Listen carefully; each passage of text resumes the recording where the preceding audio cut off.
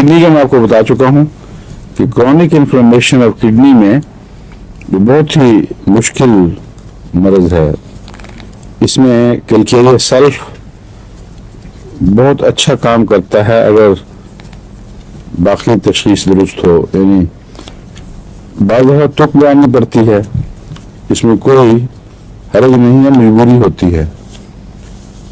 बाज़ मरीजों की इलामतों में आपस में कोई फ़र्क होता ही नहीं ख़ास, सिर्फ किडनी की तकलीफ है, बाकी इलामतों में कोई नुमाया बात किसी और मरज़ की नहीं पाई, किसी और दवा की नहीं पाई जाती। तो आप उस वक्त मिजाज की दवा ढूंढते रहेंगे तो इतने में वो क्या कहते हैं, का उर्द शवद नारगजीद मुर्द शवद, कि जब तक इराक से तिरयाक आएगा उस वक्त तक जिसको सांप ने काटा वो मर चुका होगा।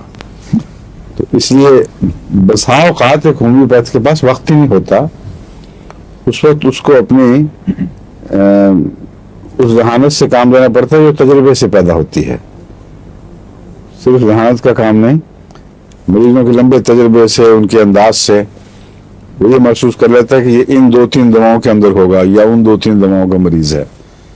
तो उसके मुताबिक फिर वो दवाएं याद रहनी चाहिए जो मुस्तकिल गहरी खतरनाक बीमारियों से ताल्लुक़ रखती हैं। उनमें एक गुर्दे की है, गुर्दा नाकाम हो जाए तो सब कुछ बिगड़ जाता है। जैसा जिगर है, जिगर तो खैर बहुत ज़्यादा है, लेकिन गुर्दे को भी बहुत बड़ी अहमियत हासिल है।